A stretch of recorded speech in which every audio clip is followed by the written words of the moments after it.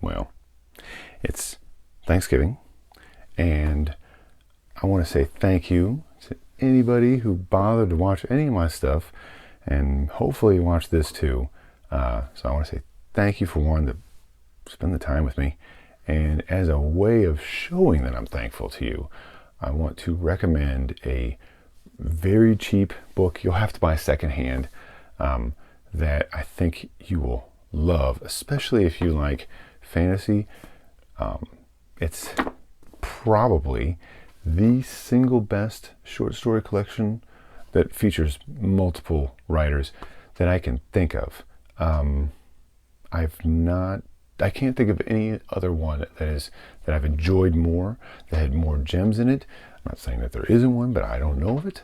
Now, if you've read a lot of fantasy, some of these aren't going to be new to you, but if you aren't sure what to read, if you would like to branch out and find something new, especially if you are only really familiar with fantasy that's kind of very current and you're looking for something that has been written, but it's kind of hard to tell what's good and what isn't, especially if a writer is good or not, then I'm going to tell you to go probably on eBay.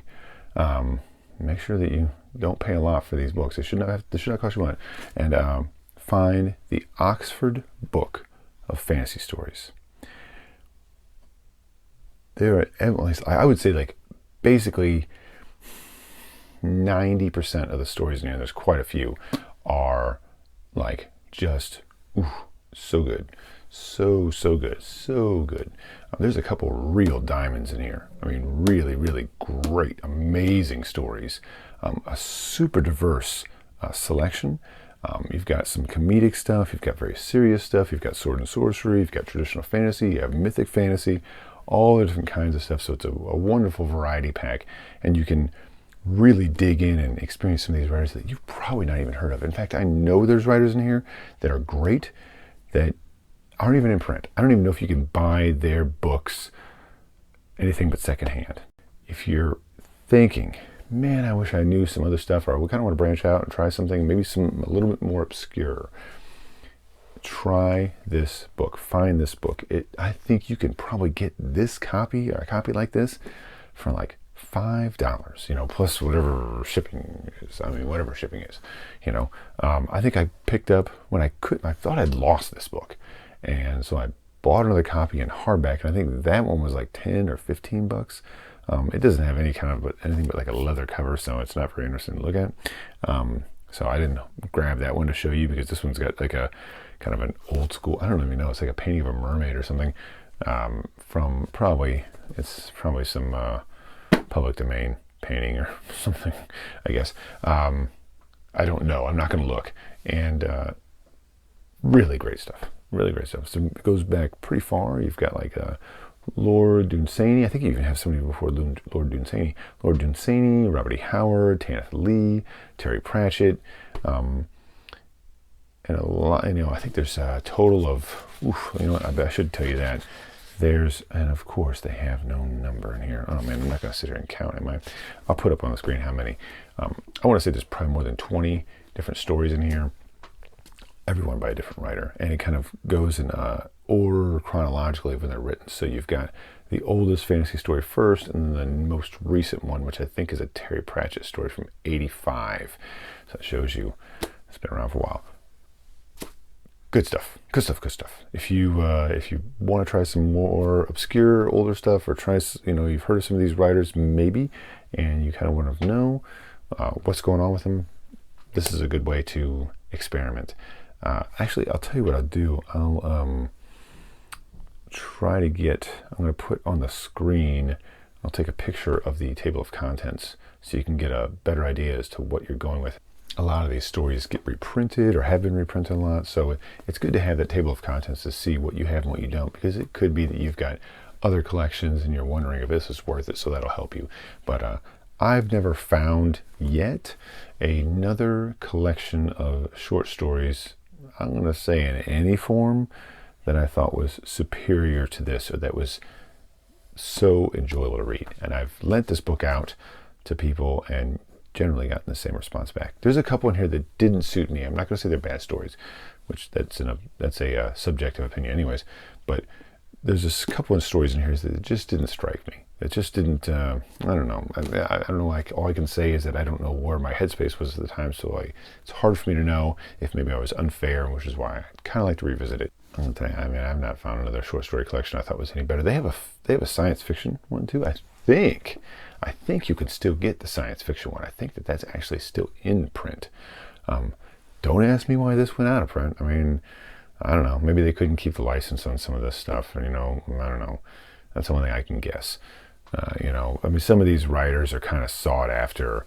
I mean, Robert E. Howard. I don't know if Conan is still being licensed. I think I've said this before. I want to think he's public domain, but or is close to it. But that's probably not true, actually, because then we'd have a lot more of that stuff here on YouTube, people reading his stuff or whatever, trying to get money out of it. But eventually it will be.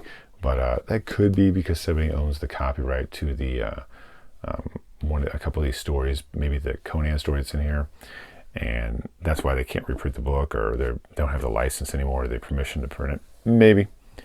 I don't know. They made a bunch of them, I think. So you could, like I said, I think when I was looking, I could find this same one for $5. I found the hardcover version for $10. I went ahead and got that too.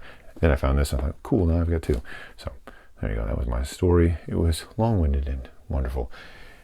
If you're looking for a good short story collection, this is a great thing. You can pick up, read one of these stories, and think, man, there's just some solid gold in here, and writers that you just probably would have a hard time finding otherwise without going through this book and reading a story by that writer and thinking, oh man, I kind of dug that story. Let me see what else this guy wrote. And then finding stuff that way without something like this, without these kind of resources, these older collections that have that stuff, it's really hard to access and know, because it's just what's in print is just what's popular right now. There's a lot of writers who are wonderful and great, but for whatever reason didn't survive the time. Their books didn't survive in the consciousness after a little while, and so as a result they're out of print and difficult to locate.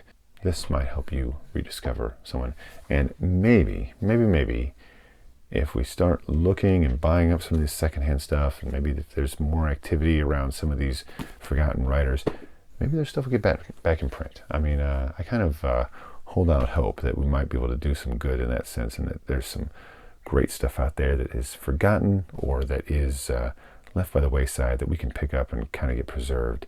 It would be a shame for some of this stuff to disappear.